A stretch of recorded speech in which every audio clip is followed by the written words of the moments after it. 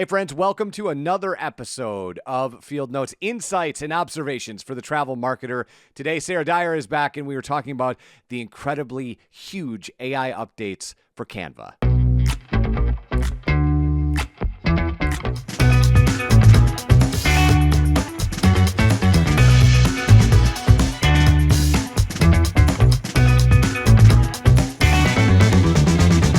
And as I said, back again, this time Sarah's going to be talking about, actually, I think last time Sara was talking about Canva. So Sara is back to talk more about Canva and her love of Canva. There was a huge update, Sara, in the last, 20 days or so. And you're kind of seeing this arms race between Canva and Adobe. So I wanted to bring you back on to get us set up because we have so many people that are small teams or one human being teams that Canva is the preferred tool of choice because of all the things it does. But you're about to tell them how much better that just got in the last 15 days. Yes, absolutely. So I think it was last month, Canva unveiled what they're calling their biggest product launch in their history. So big deal. They delivered a keynote speech on all of this. They're calling it the Creative Operating System. It consists of three different layers or aspects. One is a redesigned visual suite, Canva AI, and then platform.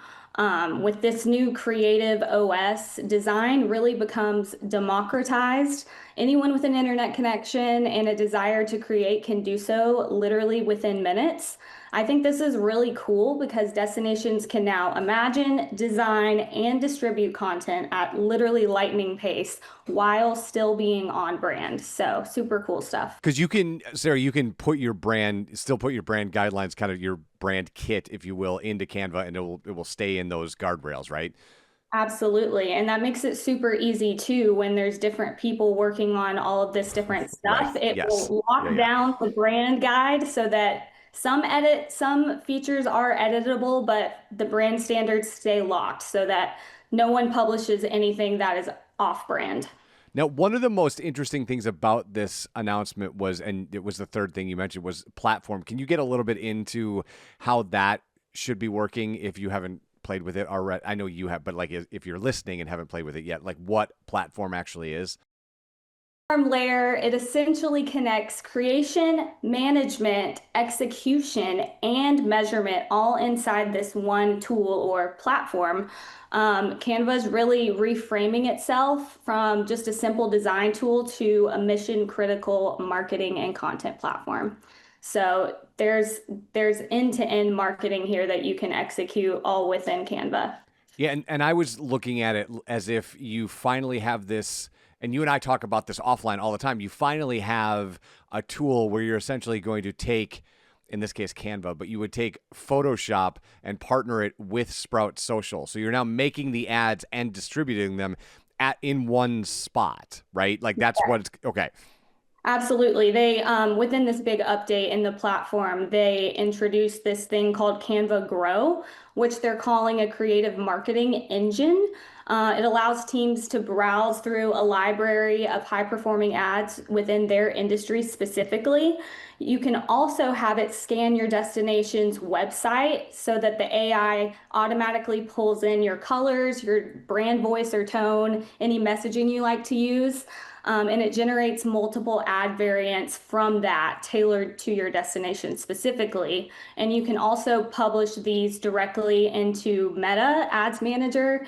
And then post launch, you can even connect it to your ad account and get real time insights all within Canva. So super cool. That is, yeah, that's awesome. Because I think that's a big struggle, especially if you're a small team. You know, if you're a giant team that has a creative team and a social team and a reporting team, this is probably far less interesting to you because you need those three teams to do what they do. But if you are a team of one in the middle of a state and running all of it by yourself, this is pretty awesome.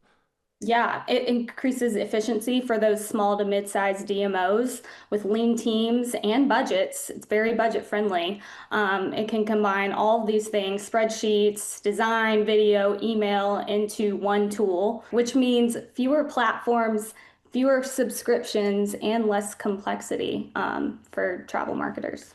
Do you think, Sara, in your guesstimation, because like I said, this is kind of an arms race between Adobe and Canva at this point. It's a two-horse race. You saw this week that Adobe, I should say, already had Nano Banana built into Photoshop and other products, and they've already got Gemini 3 and Nano Banana 2 built in there. What do you think? You know, you and I talk this time next year between these two companies. What do you think, or what would you like to see that you don't already have between either of these two adaptations, right? So Adobe is the one where we're going to go design heavy and everything has a specific tool. It's not an all-in-one kind of place, but they have an AI backing of Gemini 3. And then Canva is an all-in-one efficiency monster. Like, of these two, I'm gonna assume which one you're going to pick, but of the one that you're going to pick, what's something that you think they're still missing that you'd like to see that would make your job easier? Honestly, I feel like Canva has, with all of these new updates, like it really makes it easy for people who aren't necessarily creative professionals to create professional content, like I said, within minutes. I don't currently see anything that is missing, to be quite honest. It's a way more user-friendly version compared to Adobe, where you have to learn the ins and outs of every single lasso tool and whatnot. It really transforms the power of creative and content. So I honestly don't think anything's missing. Ask me in a year and I might have a different. I will hold you to that. But the other thing that I like is that even if you have a creative team, one of the things that this democratization, as you call it, does is it allows, and Sarah, I'm going to pick on you for a second, even though you are creative. If Sarah isn't good in these platforms, but still has an idea of what you want to create, Canva now makes it so you can get it 60% of the way there and then hand it to a designer to go, like this, but do the design thing, right? Yeah, absolutely. Another cool thing about the Canva AI that just reminded me of is there's this new Ask Canva assistant where you can, from the design, you just comment at Canva, and then you can ask it any tips, any design Oh, suggestions, wow. edits, copy tweaks.